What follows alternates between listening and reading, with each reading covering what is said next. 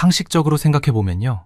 30년 동안 2조 원 넘게 투자한 나라가 이기는 게 정상입니다. 일본이 우즈베키스탄에 쏟아부은 돈이 딱 그 정도예요. 20억 달러.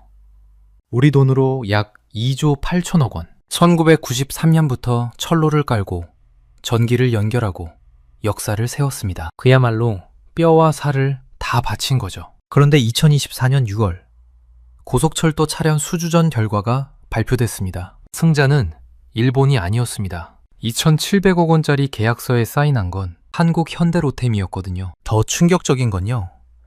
일본은 경쟁 명단에조차 이름을 올리지 못했다는 겁니다. 일본이 30년 동안 깔아준 철로기를 이제 한국열차가 달립니다. 30년 투자, 2조 원 지출, 그리고 결과는 0원. 도대체 일본이라는 거인에게 무슨 일이 벌어진 걸까요? 오늘 영상에서는 3가지 이야기를 다뤄보겠습니다. 첫째, 일본이 30년 동안 우즈베키스탄에서 뭘 했는지. 둘째, 왜 그 모든 노력이 물거품이 됐는지. 셋째, 한국은 어떻게 후발주자로서 역전승을 거뒀는지. 이건 단순한 이찰 경쟁 이야기가 아닙니다. 국가 간 경제전쟁에서 돈을 쓰는 것보다 어떻게 쓰느냐가 중요하다는 걸 보여주는 아주 쓰라린 교훈이 담긴 이야기예요. 특히 일본이 빠진 함정.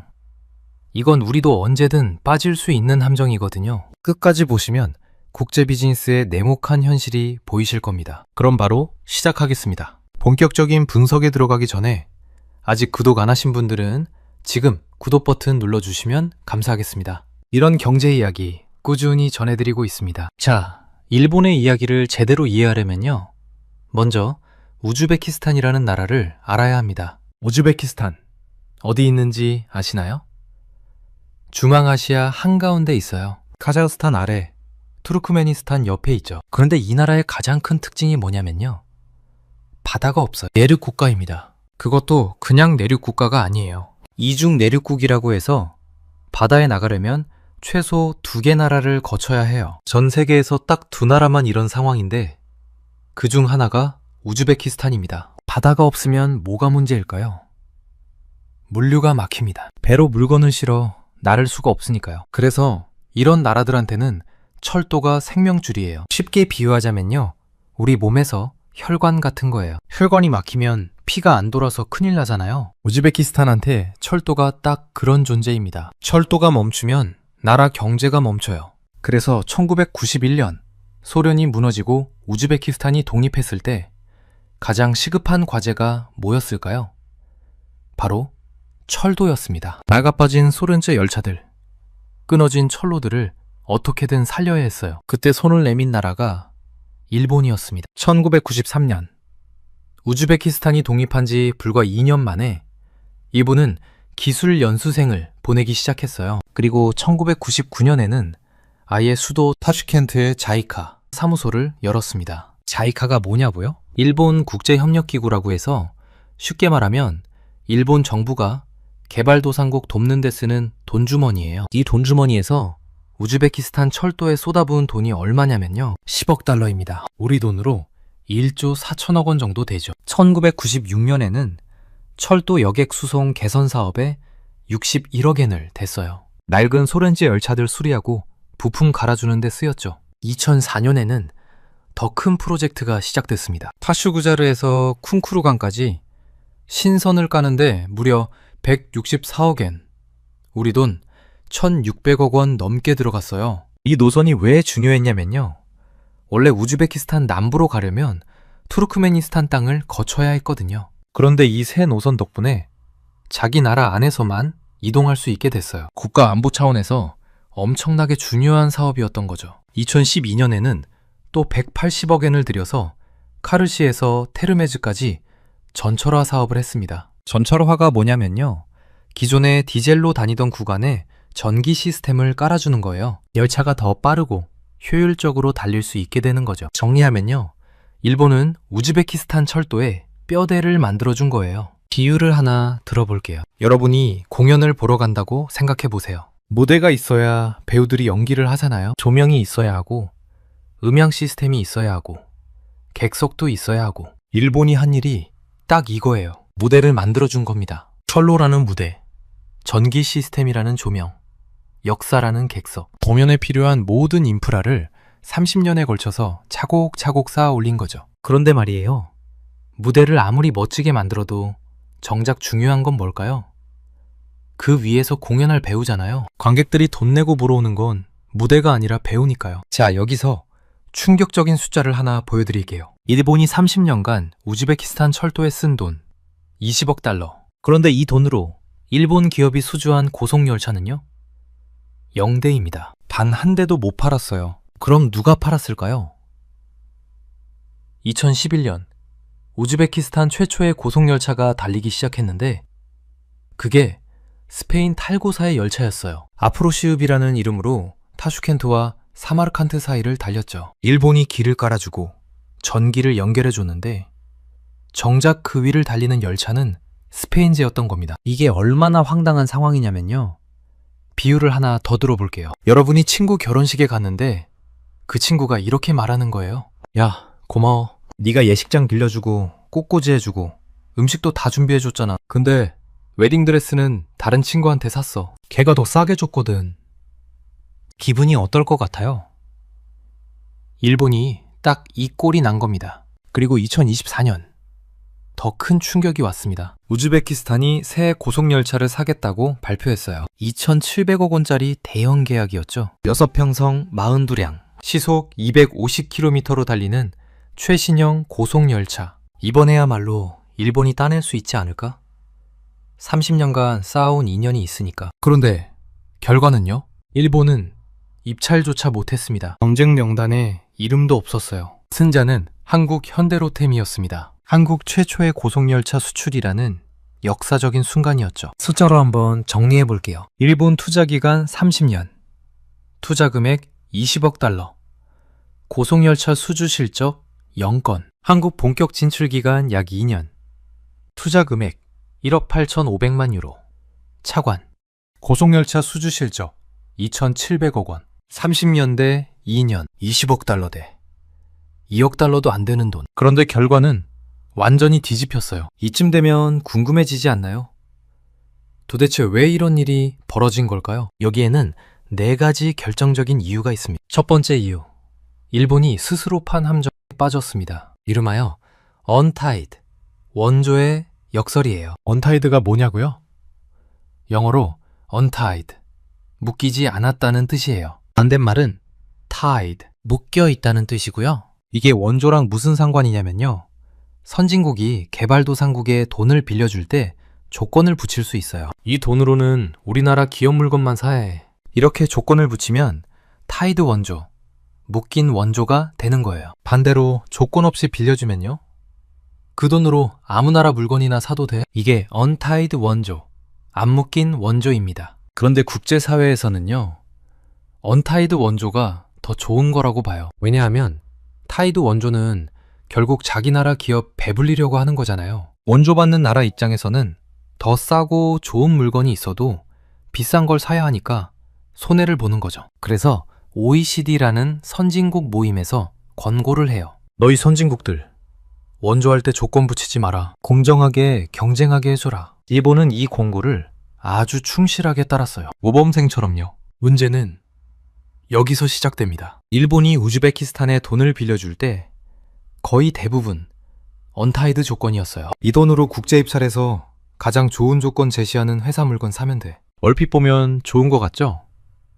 우즈베키스탄 입장에서는 선택의 폭이 넓어지니까요. 그런데 결과가 어떻게 됐을까요? 일본 돈으로 국제 입찰을 열었더니 스페인 회사가 이긴 거예요. 2011년 탈고가 고속열차 계약을 따냈을 때 그 사업 자금 상당 부분은 일본과 다른 나라들의 원조로 마련된 거였어요. 그런데 정작 열차는 스페인제. 비유하자면요.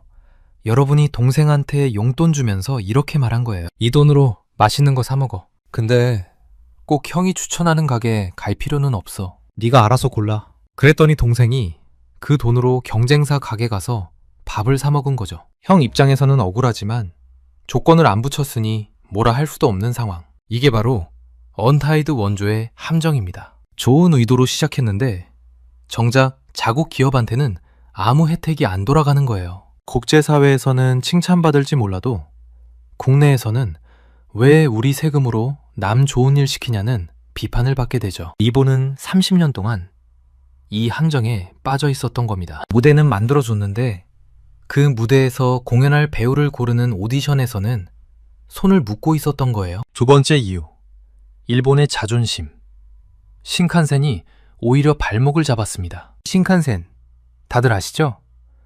일본의 고속열차예요. 1964년에 세계 최초로 개통된 이후로 단 한 번도 탈선 사망사고가 없는 그야말로 전설적인 열차입니다. 일본 사람들은 신칸센을 엄청나게 자랑스러워해요. 그럴만도 하죠. 세계 최고 수준의 기술력이니까요. 그런데 이 자존심이 문제가 됐어요. 신칸센은요, 굉장히 까다로운 열차예요. 아무 철로에서나 달리지 않아요. 전용 선로가 필요하고 전용 신호 시스템이 필요하고 완벽하게 통제된 환경이 필요해요. 쉽게 말하면요, 신칸센은 온실 속 화초 같은 거예요. 최적의 환경에서는 세계 최고의 성능을 보여주지만 환경이 조금만 달라지면 적응을 못해요. 우즈베키스탄 철도 환경이 어떤지 아세요? 일단 철로 폭이 달라요. 일본 신칸센은 표준궤라고 해서 폭이 1435mm예요. 그런데 우즈베키스탄은 옛날 소련 시절 규격 그대로 써서 1520mm예요. 광궤라고 하죠. 약 8.5cm 더 넓어요. 8.5cm가 별거 아닌 것 같죠? 철도에서는 엄청난 차이예요. 바퀴 간격이 맞지 않으면 열차가 탈선하거든요. 그리고 또 하나, 우즈베키스탄은 전용 고속선이 없어요. 기존의 화물열차도 다니고 일반 여객열차도 다니는 선로를 같이 쓰는 방식이에요. 신칸센처럼 고속열차만 쌩쌩 달리는 전용 선로가 아니라는 거죠. 사막 기후도 문제예요. 낮에는 40도가 넘고 밤에는 영하로 떨어지기도 해요. 모래바람도 엄청 심하고요. 일본한테 물어보면 뭐라고 할까요? 그런 환경에서 신칸센 운행하려면 전용선을 새로 깔아야 합니다. 기존 선로로는 안전기준 미달이에요. 틀린 말은 아니에요. 일본 기준으로는 맞는 말이죠. 그런데 우즈베키스탄 입장에서 생각해 보세요. 전용선 새로 까는데 얼마나 들겠어요? 수조 원이 들어요. 그 돈이 어디 있어요? 우즈베키스탄이 원하는 건요, 지금 있는 선로에서 달릴 수 있는 열차였어요. 완벽하진 않아도 괜찮으니까 현실적으로 쓸 수 있는 열차. 이걸 적정 기술이라고 해요. 최고의 기술이 항상 최선인 건 아니에요. 상황에 맞는 기술이 최선인 거죠. 비유하자면요, 서울에서 부산 가는데 페라리가 최고라고 할 수 있어요. 성능만 보면요. 그런데 한국 도로 사정에서 페라리 타고 다니기 쉽지 않잖아요. 유지비도 엄청나고 부품 구하기도 어렵고 차라리 소나타가 나을 수 있어요. 어디서든 정비받을 수 있고 부품도 쉽게 구하고 연비도 좋으니까. 일본은 페라리를 팔려고 했어요. 우즈베키스탄은 소나타를 원했고 그 틈을 스페인 탈고가 먼저 파고들었고 이번에는 한국 현대로템이 파고든 겁니다. 여기서 잠깐 정리해 볼까요? 지금까지 일본이 왜 실패했는지 두 가지 이유를 봤어요. 언타이드 원조의 함정, 그리고 신칸센의 갈라파고스. 그럼 이제 세 번째 이유로 넘어가 볼게요. 한국은 대체 어떻게 이긴 걸까요? 한국의 비밀병기 EDCF입니다. EDCF가 뭐냐고요? 대외경제협력기금이라고 해요. 한국수출입은행에서 운용하는 건데 쉽게 말하면 한국판 ODA 돈주머니예요. 그런데 일본 자이카랑 결정적인 차이가 있어요. 바로 타이드 원조, 묶인 원조가 가능하다는 거예요. 한국이 우즈베키스탄에 제시한 조건을 보세요. 1억 8,500만 유로, 약 2,700억 원을 빌려줄게. 금리는요? 연 0.1%. 거의 공짜나 마찬가지예요. 하완 기간은요? 35년. 그중 처음 10년은 이자도 안 내도 돼. 거치 기간이라고 하죠. 이 조건만 봐도 엄청난데요. 여기에 결정적인 한 줄이 붙어요. 단, 이 돈으로는 한국 기업 제품만 살 수 있습니다. 이게 바로 타이드 원조의 위력이에요. 국제 입찰? 없어요. 중국 CRRC가 아무리 싸게 부른다고 해도 소용없어요. 유럽 회사가 기술력을 자랑해도 의미 없어요. 이 돈으로는 한국 회사 물건만 살 수 있으니까요. 결과적으로 현대로템의 수주가 사실상 확정된 거나 마찬가지였어요. 비유하자면요, 백화점 상품권 같은 거예요. 신세계 상품권 받으면 신세계 백화점에서만 쓸 수 있잖아요. 아무리 롯데가 세일해도 소용없어요. 상품권이 안 되니까. 한국은 우즈베키스탄한테 현대로템 전용 상품권을 준 거예요. 아주 좋은 조건으로. 여기서 중요한 걸 짚고 넘어갈게요. 일본도 타이드 원조를 못하는 건 아니에요. 제도적으로는 가능해요. 그런데 안 했어요. OECD 권고를 따르느라, 국제사회 눈치를 보느라 한국은요? 과감하게 타이드로 갔어요. 국제사회에서 뭐라 할 수도 있지만 실익을 챙긴 거죠. 이게 외교와 비즈니스의 냉혹한 현실이에요. 좋은 의도만으로는 안 돼요. 결과를 만들어내야 해요. 네 번째 이유, 현대로템의 기술적 유연성입니다. 아까 일본 신칸센이 온실속 화초라고 했잖아요. 그럼 현대로템은 뭘까요? 들판의 잡초라고 할 수 있어요. 어디서든 뿌리내리고 살아남는 생명력이 있는 거죠. 현대로템이 우즈베키스탄에 제안한 열차, KTX 이응 기반의 고속열차였어요. 이 열차의 특징이 뭐냐면요. 첫째, 광괴 대응이 가능해요. 아까 우즈베키스탄이 1520mm 광괴를 쓴다고 했죠? 현대로템은 이걸 위해 아예 광괴 전용 대차를 새로 개발했어요. 대차가 뭐냐면요. 열차 바퀴가 달린 부분이에요. 이걸 광괴에 맞게 처음부터 다시 설계한 거죠. 둘째, 사막 기후에 맞췄어요. 모래바람 막는 방진 설계, 극심한 온도차를 버티는 냉난방 시스템, 우즈베키스탄 환경에 딱 맞게 맞춤 제작한 거예요. 셋째, 플랫폼 높이 문제도 해결했어요. 우즈베키스탄 역의 플랫폼 높이는 200mm로 아주 낮아요. 한국역은 훨씬 높거든요. 현대로템은 이 낮은 플랫폼에서도 승객이 편하게 탈 수 있도록 저상호음 대응 설계를 적용했어요. 그리고 결정적인 한 가지 더 있어요. 동력 분산식이에요. 열차에는 크게 두 가지 방식이 있어요. 동력 집중식과 동력 분산식. 동력 집중식은요? 맨 앞이나 맨 뒤에 기관차가 있어서 그게 객차들을 끌고 가는 방식이에요. 스페인 탈고가 이 방식이에요. 동력 분산식은요, 각 객차마다 모터가 달려 있어서 다 같이 힘을 내는 방식이에요. 현대로템 열차가 이 방식이고요. 뭐가 더 좋을까요? 비유하자면요, 동력 집중식은 아이들 줄 세워서 맨 앞 선생님이 끌고 가는 거예요. 선생님 힘으로만 가는 거죠. 동력 분산식은 아이들이 다 같이 걸어가는 거예요. 각자 자기 힘으로 움직이니까 훨씬 효율적이죠. 특히 오르막이 있거나 자주 서고 출발해야 하는 구간에서는 동력 분산식이 압도적으로 유리해요. 가속도 빠르고 에너지 효율도 좋거든요. 우즈베키스탄 철도는 역 간거리가 짧고 산악 지형도 있어요. 동력 분산식이 딱 맞는 환경인 거죠. 정리해 볼까요? 일본 신칸센은 최고의 기술이지만 우즈베키스탄 환경에 안 맞았어요. 그리고 거기에 맞추려면 엄청난 추가 비용이 들었고요. 현대로템은 최고의 기술은 아닐 수 있어요. 하지만 우즈베키스탄이 정확히 원하는 것을 줬어요. 광괴 대응, 사막 기후 적응, 기존 선로 운행 가능, 동력 분산식의 효율성까지. 고객이 원하는 걸 주는 회사가 이기는 거예요. 단순한 진리지만 일본은 이걸 놓쳤어요. 자, 이제 역사적인 맥락에서 한번 봐볼까요? 사실 일본이 고속철도 수출에서 고전하는 건 이번이 처음이 아니에요. 2015년 인도네시아 자카르타 반둥 고속철도 사업 기억하시나요? 일본이 10년 넘게 공들인 사업이었어요. 타당성 조사도 일본이 했고 거의 수주가 확정된 것처럼 보였죠. 그런데 막판에 중국이 뛰어들어서 다 가져갔어요. 중국이 내건 조건이 뭐였냐면요, 인도네시아 정부 보증 없이 우리가 다 알아서 할게. 파격적인 금융 조건이었죠. 일본은 또 당했어요. 기술력에서는 앞서는데 금융과 조건 싸움에서 지는 패턴이 반복된 거예요. 말레이시아 싱가포르 고속철도는요, 이것도 일본이 유력했는데 결국 사업 자체가 취소됐어요. 일본 기업들이 리스크를 너무 걱정해서 적극적으로 뛰어들지 않았거든요. 일본 철도 기업들의 특징이 있어요. 정부가 확실하게 보증해주지 않으면 신흥국 사업에 잘 안 들어가요. 리스크 회피 성향이 강한 거죠. 반면에 한국은요, 팀 코리아라는 이름 아래 공기업과 사기업이 뭉쳐서 리스크를 나눠 가졌어요. 국가철도공단, 코레일 같은 공기업이 앞장서고 현대로템, 도하 엔지니어링 같은 사기업이 실행하는 구조예요. 이번 우즈베키스탄 사업도 마찬가지였어요. 2024년 6월 윤석열 대통령이 우즈베키스탄을 국빈 방문했을 때 이 계약이 체결됐어요. 정상 외교와 기업 수주가 동시에 이루어진 거죠. 그리고 차량 계약만 딴 게 아니에요. 다음 단계까지 준비해뒀어요. 타슈켄트에서 사마르칸트까지 전용 고속선을 새로 까는 사업이 있어요. 지금은 기존 선로를 같이 쓰니까 속도를 못 내거든요. 진짜 고속선을 따로 만들겠다는 거예요. 이 사업의 타당성 조사, 영어로 feasibility study라고 하는데요.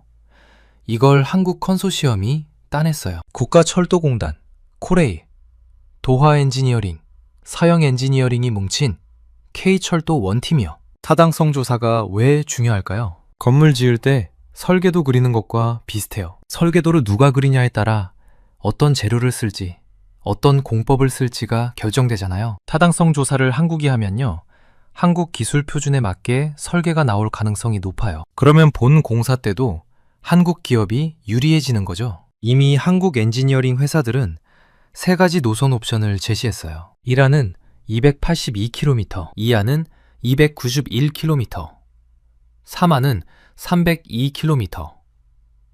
구체적인 터널 개수, 교량 개수, 예상 소요 시간까지 다 나와 있어요. 일본이 30년간 닦아놓은 무대에서 이제 한국이 연출까지 맡게 된 거예요. 여기서 스페인 탈고 이야기도 해야겠죠? 탈고는 2011년부터 우즈베키스탄 고속철도의 대명사였어요. 아프로시읍이라는 이름으로 타슈켄트와 사마르칸트 사이를 달렸죠. 그런데 탈고도 한계가 있었어요. 첫째, 수송력 부족. 열차 편수가 적어서 표 구하기가 하늘의 별 따기였어요.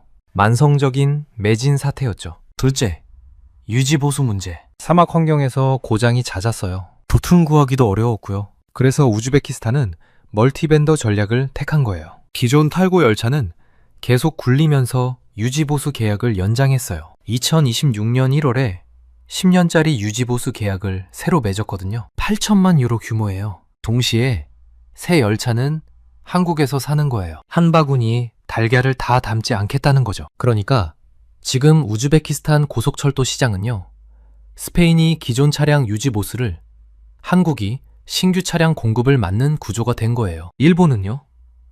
여전히 이름이 없어요. 자, 이제 정리해 볼게요.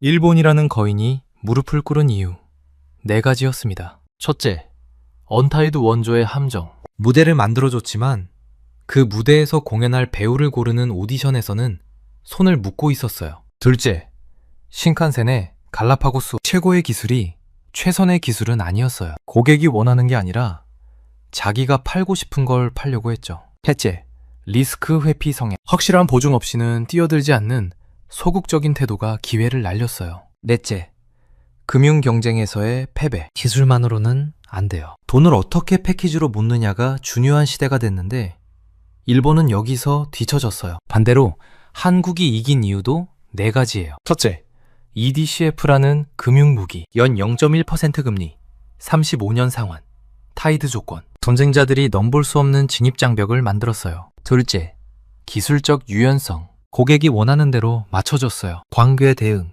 사막 기후 적응, 동력 분산 시까지. 셋째, 팀 코리아 전략. 공기업과 사기업이 뭉쳐서 리스크를 나누고 정상 외교까지 동원해서 총력전을 펼쳤어요. 넷째, 다음 단계 선정. 차량만 판 게 아니라 타당성 조사까지 따내서 미래 사업의 설계권까지 확보했어요. 이게 우리한테 주는 교훈이 뭘까요? 첫째, 돈을 쓰는 것보다 어떻게 쓰느냐가 중요합니다. 일본은 30년간 2조 원을 썼지만 결과가 없었어요. 한국은 2년 만에 2,700억 원을 썼는데 계약을 따냈어요. 금액이 문제가 아니라 전략의 문제였던 거죠. 둘째, 최고의 기술보다 적정 기술이 승리합니다. 고객이 원하지 않는 걸 아무리 잘 만들어도 소용없어요. 고객의 상황에 맞는 솔루션을 제공하는 게 진짜 실력이에요. 셋째, 혼자보다 함께가 강합니다. 일본 기업들은 개별적으로 움직였어요. 한국은 팀으로 뭉쳤어요. 국가, 공기업, 사기업이 원팀이 돼서 싸웠죠. 그리고 마지막으로 가장 중요한 교훈. 인프라 투자가 반드시 상업적 성과로 이어지지는 않습니다. 이건 국가 간 관계에서도, 비즈니스에서도, 심지어 개인 관계에서도 마찬가지예요. 많이 해줬다고 해서 그게 자동으로 보답으로 돌아오지 않아요. 일본은 우즈베키스탄의 진심이었어요. 30년간 정말 많은 걸 해줬어요. 그런데 그 진심이 계약서로 연결되지는 않았죠. 반면 한국은 철저하게 결과를 계산했어요. 투자와 회수를 하나의 패키지로 묶었어요. 돈을 빌려주면서 동시에 우리 물건을 사게 만든 거죠. 냉정하게 들릴 수 있지만 이게 국제 비즈니스의 현실이에요. 앞으로 어떻게 될까요? 현대 로템 열차는 2027년부터 타슈켄트에서 히바까지 1000km 구간을 달리게 됩니다. 열차 이름도 이미 정해졌어요. 잘롤리딘 망구베르디. 우즈베키스탄의 역사적 영웅 이름이래요. 그리고 타슈켄트에서 사마르칸트까지 전용 고속선 사업이 본격화되면요. 수조 원 규모의 건설공사 수주전이 또 벌어질 거예요. 한국이 타당성 조사를 맡았으니 유리한 고지를 선점한 상태죠. 일본은 이번 패배를 교훈 삼아 전략을 바꿀까요? 아니면 또다시 같은 실수를 반복할까요? 중앙아시아의 새로운 실크로드, 그 철길 위에서 한국과 일본의 경쟁은 이제 막 시작됐습니다. 여러분은 어떻게 생각하시나요? 일본의 30년 투자가 정말 실패였을까요? 아니면 다른 형태의 성과가 있었을까요?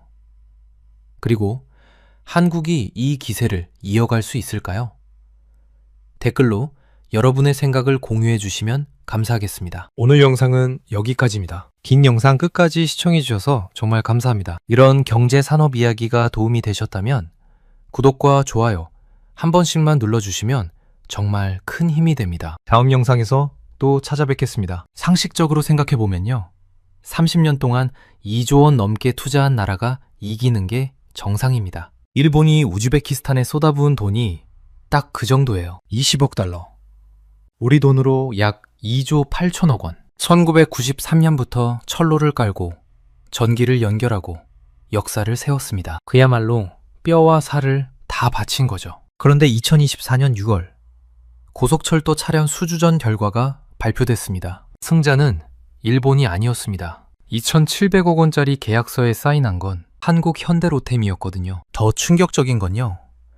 일본은 경쟁 명단에조차 이름을 올리지 못했다는 겁니다. 일본이 30년 동안 깔아준 철로기를 이제 한국열차가 달립니다. 30년 투자, 2조 원 지출, 그리고 결과는 0원. 도대체 일본이라는 거인에게 무슨 일이 벌어진 걸까요? 오늘 영상에서는 3가지 이야기를 다뤄보겠습니다. 첫째, 일본이 30년 동안 우즈베키스탄에서 뭘 했는지. 둘째, 왜 그 모든 노력이 물거품이 됐는지. 셋째, 한국은 어떻게 후발주자로서 역전승을 거뒀는지. 이건 단순한 이찰 경쟁 이야기가 아닙니다. 국가 간 경제전쟁에서 돈을 쓰는 것보다 어떻게 쓰느냐가 중요하다는 걸 보여주는 아주 쓰라린 교훈이 담긴 이야기예요. 특히 일본이 빠진 함정.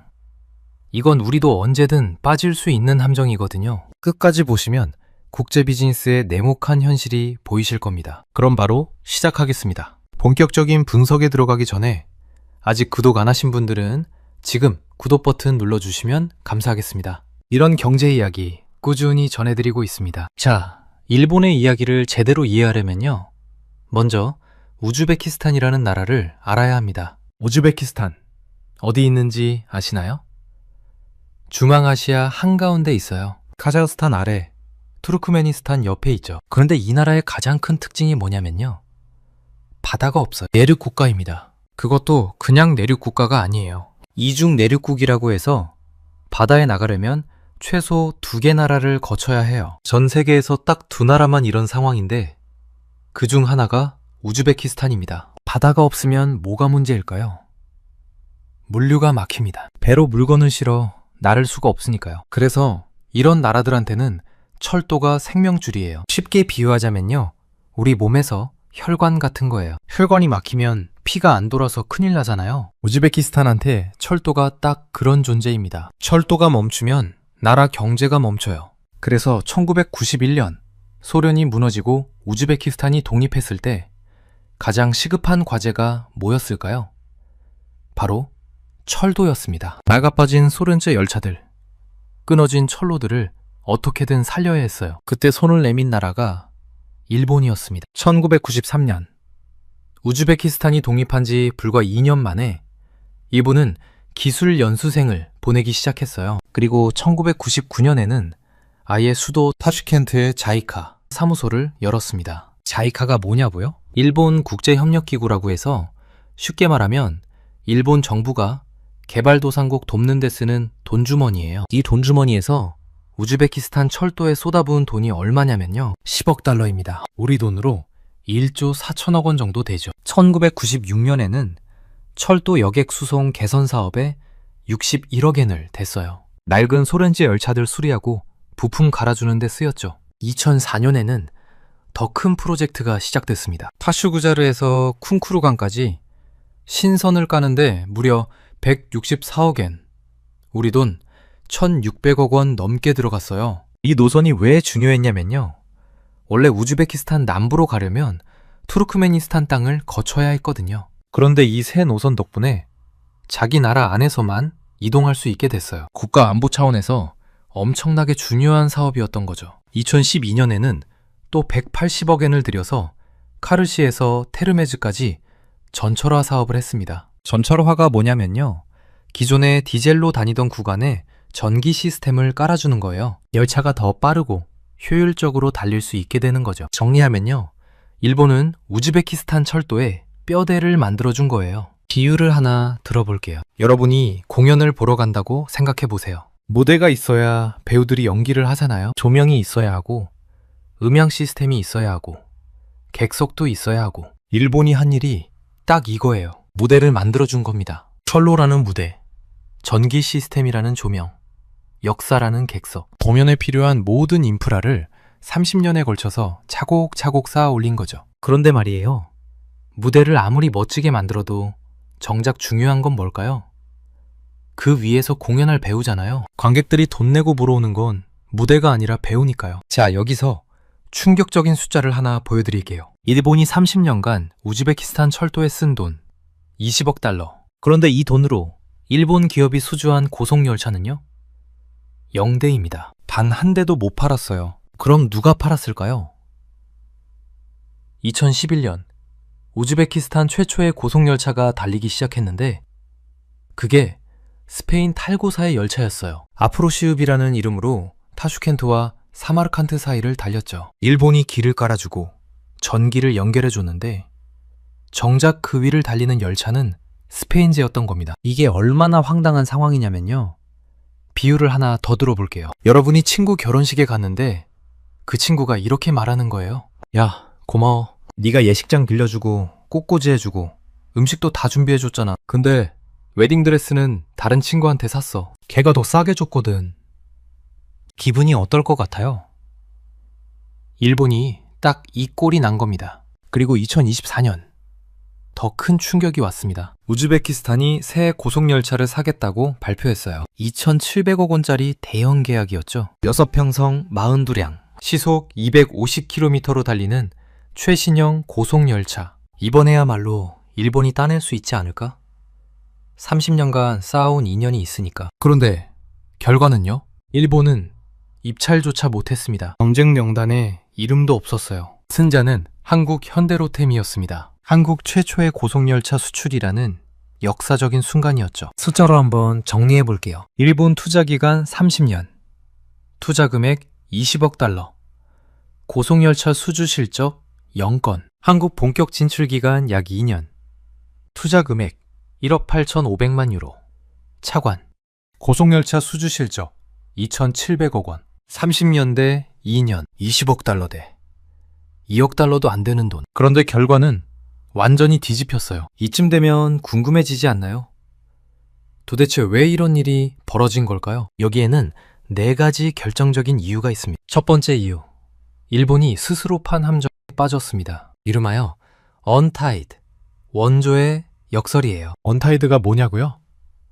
영어로 untied, 묶이지 않았다는 뜻이에요. 반대말은 tied, 묶여 있다는 뜻이고요. 이게 원조랑 무슨 상관이냐면요. 선진국이 개발도상국에 돈을 빌려줄 때 조건을 붙일 수 있어요. 이 돈으로는 우리나라 기업 물건만 사해. 이렇게 조건을 붙이면 타이드 원조, 묶인 원조가 되는 거예요. 반대로 조건 없이 빌려주면요.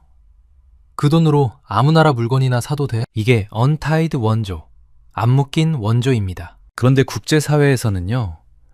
untied 원조가 더 좋은 거라고 봐요. 왜냐하면 타이드 원조는 결국 자기 나라 기업 배불리려고 하는 거잖아요. 원조 받는 나라 입장에서는 더 싸고 좋은 물건이 있어도 비싼 걸 사야 하니까 손해를 보는 거죠. 그래서 OECD라는 선진국 모임에서 권고를 해요. 너희 선진국들, 원조할 때 조건 붙이지 마라. 공정하게 경쟁하게 해줘라. 일본은 이 권고를 아주 충실하게 따랐어요. 모범생처럼요. 문제는 여기서 시작됩니다. 일본이 우즈베키스탄에 돈을 빌려줄 때 거의 대부분 언타이드 조건이었어요. 이 돈으로 국제 입찰해서 가장 좋은 조건 제시하는 회사 물건 사면 돼. 얼핏 보면 좋은 거 같죠?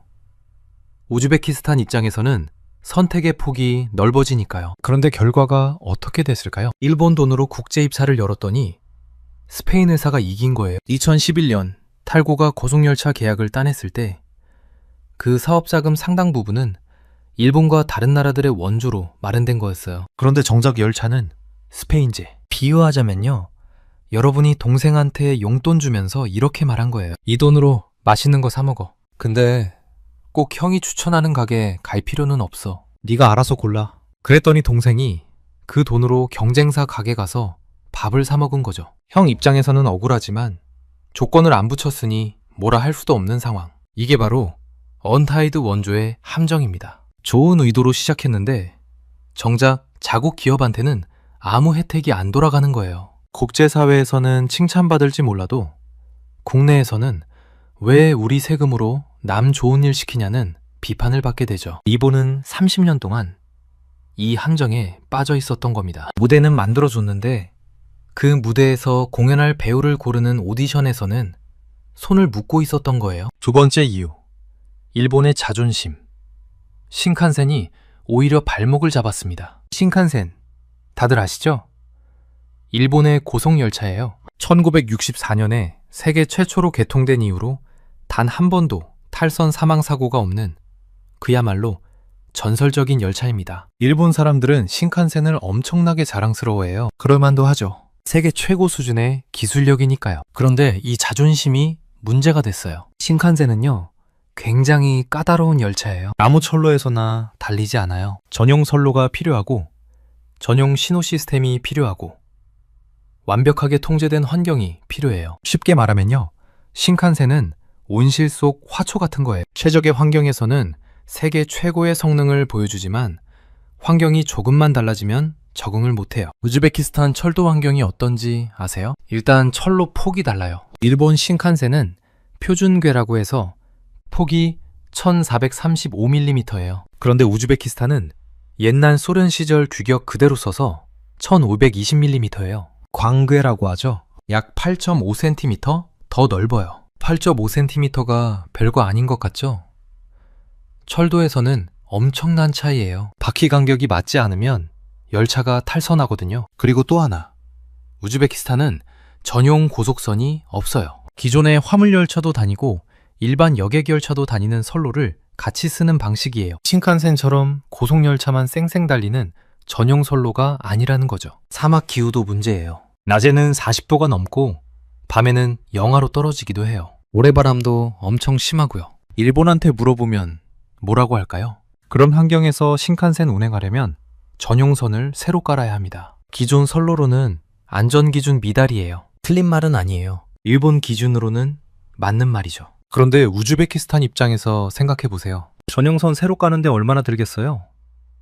수조 원이 들어요. 그 돈이 어디 있어요? 우즈베키스탄이 원하는 건요, 지금 있는 선로에서 달릴 수 있는 열차였어요. 완벽하진 않아도 괜찮으니까 현실적으로 쓸 수 있는 열차. 이걸 적정 기술이라고 해요. 최고의 기술이 항상 최선인 건 아니에요. 상황에 맞는 기술이 최선인 거죠. 비유하자면요, 서울에서 부산 가는데 페라리가 최고라고 할 수 있어요. 성능만 보면요. 그런데 한국 도로 사정에서 페라리 타고 다니기 쉽지 않잖아요. 유지비도 엄청나고 부품 구하기도 어렵고 차라리 소나타가 나을 수 있어요. 어디서든 정비받을 수 있고 부품도 쉽게 구하고 연비도 좋으니까. 일본은 페라리를 팔려고 했어요. 우즈베키스탄은 소나타를 원했고 그 틈을 스페인 탈고가 먼저 파고들었고 이번에는 한국 현대로템이 파고든 겁니다. 여기서 잠깐 정리해볼까요?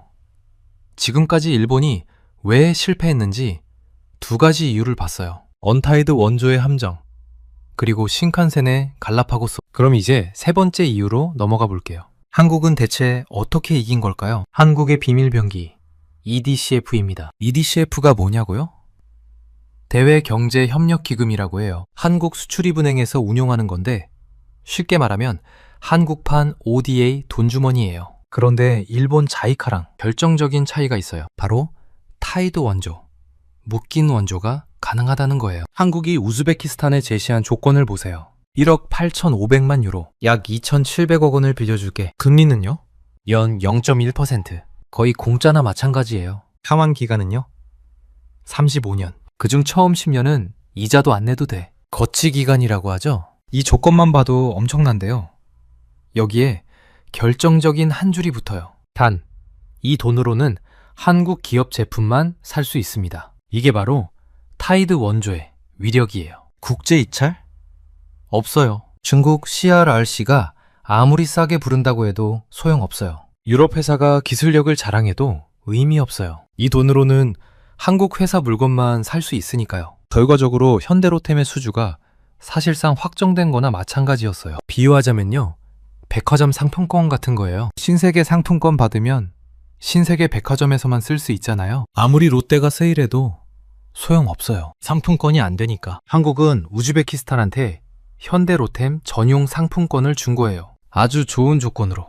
여기서 중요한 걸 짚고 넘어갈게요. 일본도 타이드 원조를 못하는 건 아니에요. 제도적으로는 가능해요. 그런데 안 했어요. OECD 권고를 따르느라, 국제사회 눈치를 보느라. 한국은요?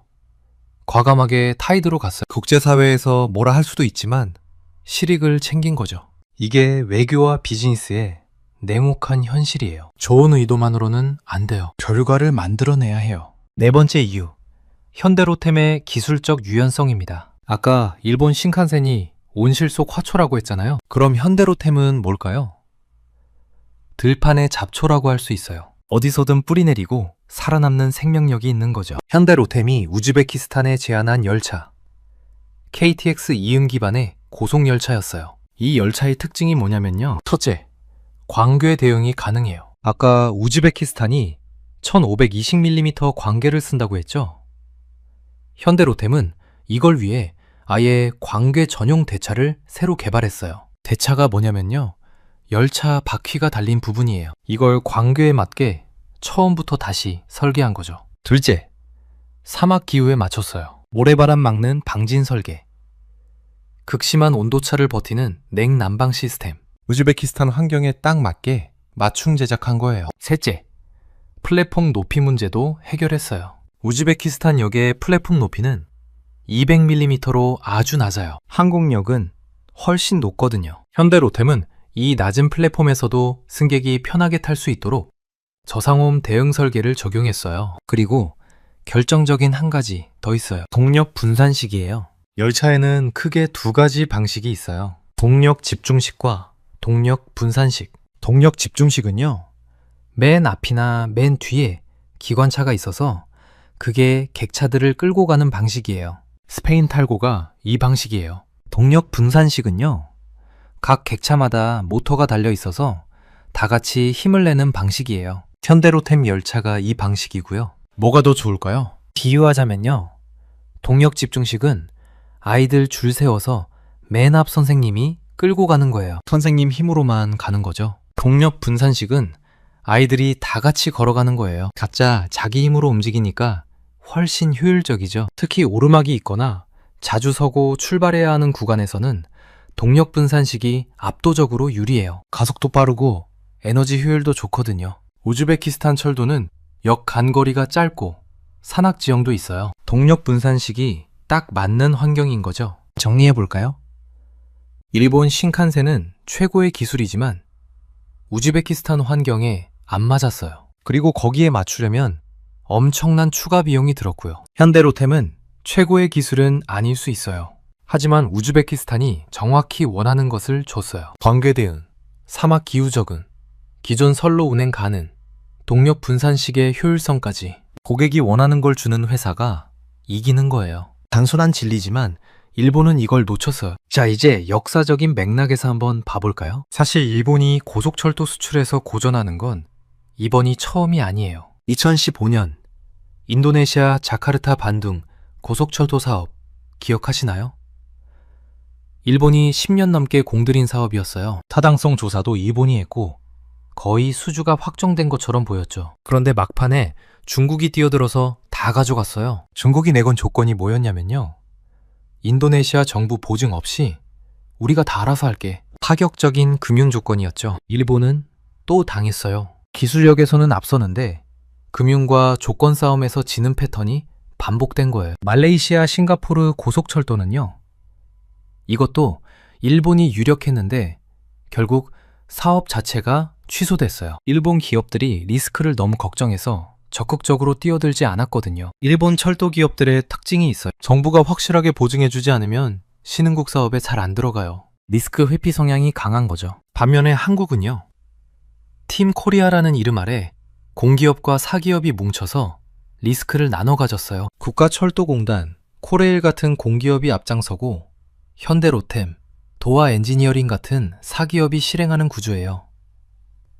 이번 우즈베키스탄 사업도 마찬가지였어요. 2024년 6월 윤석열 대통령이 우즈베키스탄을 국빈 방문했을 때 이 계약이 체결됐어요. 정상 외교와 기업 수주가 동시에 이루어진 거죠. 그리고 차량 계약만 딴 게 아니에요. 다음 단계까지 준비해뒀어요. 타슈켄트에서 사마르칸트까지 전용 고속선을 새로 까는 사업이 있어요. 지금은 기존 선로를 같이 쓰니까 속도를 못 내거든요. 진짜 고속선을 따로 만들겠다는 거예요. 이 사업의 타당성 조사, 영어로 feasibility study라고 하는데요.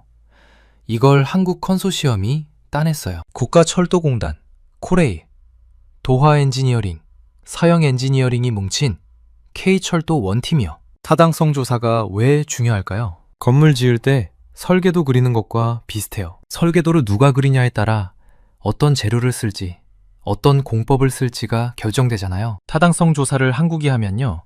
한국 기술 표준에 맞게 설계가 나올 가능성이 높아요. 그러면 본 공사 때도 한국 기업이 유리해지는 거죠. 이미 한국 엔지니어링 회사들은 세 가지 노선 옵션을 제시했어요. 1안은 282km, 2안은 291km, 3안은 302km. 구체적인 터널 개수, 교량 개수, 예상 소요 시간까지 다 나와 있어요. 일본이 30년간 닦아놓은 무대에서 이제 한국이 연출까지 맡게 된 거예요. 여기서 스페인 탈고 이야기도 해야겠죠? 탈고는 2011년부터 우즈베키스탄 고속철도의 대명사였어요. 아프로시읍이라는 이름으로 타슈켄트와 사마르칸트 사이를 달렸죠. 그런데 탈고도 한계가 있었어요. 첫째, 수송력 부족. 열차 편수가 적어서 표 구하기가 하늘의 별 따기였어요.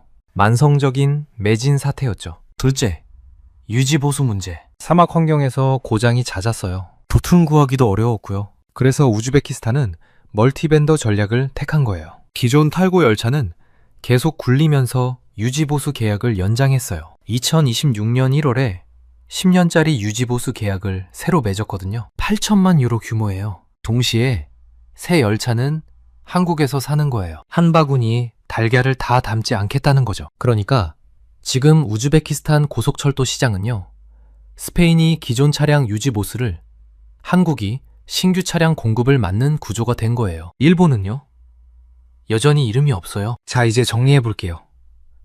일본이라는 거인이 무릎을 꿇은 이유 4가지였습니다. 첫째, 언타이드 원조의 함정. 무대를 만들어줬지만 그 무대에서 공연할 배우를 고르는 오디션에서는 손을 묶고 있었어요. 둘째, 신칸센의 갈라파고스 최고의 기술이 최선의 기술은 아니었어요. 고객이 원하는 게 아니라 자기가 팔고 싶은 걸 팔려고 했죠. 셋째, 리스크 회피 성향. 확실한 보증 없이는 뛰어들지 않는 소극적인 태도가 기회를 날렸어요. 넷째, 금융 경쟁에서의 패배. 기술만으로는 안 돼요. 돈을 어떻게 패키지로 묻느냐가 중요한 시대가 됐는데 일본은 여기서 뒤처졌어요. 반대로 한국이 이긴 이유도 4가지예요. 첫째, EDCF라는 금융무기. 연 0.1% 금리, 35년 상환, 타이드 조건. 경쟁자들이 넘볼 수 없는 진입장벽을 만들었어요. 둘째, 기술적 유연성. 고객이 원하는 대로 맞춰줬어요. 광괴 대응,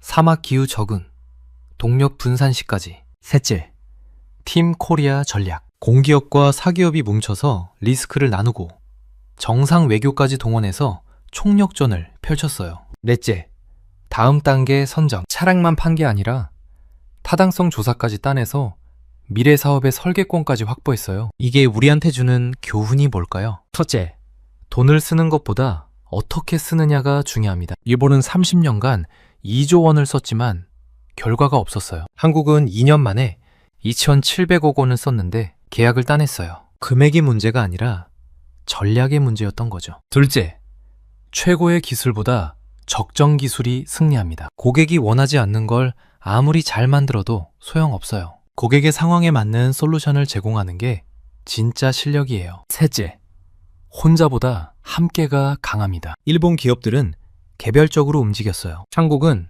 팀으로 뭉쳤어요. 국가, 공기업, 사기업이 원팀이 돼서 싸웠죠. 그리고 마지막으로 가장 중요한 교훈. 인프라 투자가 반드시 상업적 성과로 이어지지는 않습니다. 이건 국가 간 관계에서도, 비즈니스에서도, 심지어 개인 관계에서도 마찬가지예요. 많이 해줬다고 해서 그게 자동으로 보답으로 돌아오지 않아요. 일본은 우즈베키스탄의 진심이었어요. 30년간 정말 많은 걸 해줬어요. 그런데 그 진심이 계약서로 연결되지는 않았죠. 반면 한국은 철저하게 결과를 계산했어요. 투자와 회수를 하나의 패키지로 묶었어요. 돈을 빌려주면서 동시에 우리 물건을 사게 만든 거죠. 냉정하게 들릴 수 있지만 이게 국제 비즈니스의 현실이에요. 앞으로 어떻게 될까요? 현대 로템 열차는 2027년부터 타슈켄트에서 히바까지 1000km 구간을 달리게 됩니다. 열차 이름도 이미 정해졌어요. 잘룰리딘 망구베르디. 우즈베키스탄의 역사적 영웅 이름이래요. 그리고 타슈켄트에서 사마르칸트까지 전용 고속선 사업이 본격화되면요, 수조 원 규모의 건설공사 수주전이 또 벌어질 거예요. 한국이 타당성 조사를 맡았으니 유리한 고지를 선점한 상태죠. 일본은 이번 패배를 교훈 삼아 전략을 바꿀까요? 아니면 또다시 같은 실수를 반복할까요? 중앙아시아의 새로운 실크로드, 그 철길 위에서 한국과 일본의 경쟁은 이제 막 시작됐습니다. 여러분은 어떻게 생각하시나요? 일본의 30년 투자가 정말 실패였을까요? 아니면 다른 형태의 성과가 있었을까요? 그리고 한국이 이 기세를 이어갈 수 있을까요? 댓글로 여러분의 생각을 공유해 주시면 감사하겠습니다. 오늘 영상은 여기까지입니다. 긴 영상 끝까지 시청해 주셔서 정말 감사합니다. 이런 경제 산업 이야기가 도움이 되셨다면 구독과 좋아요 한 번씩만 눌러주시면 정말 큰 힘이 됩니다. 다음 영상에서 또 찾아뵙겠습니다.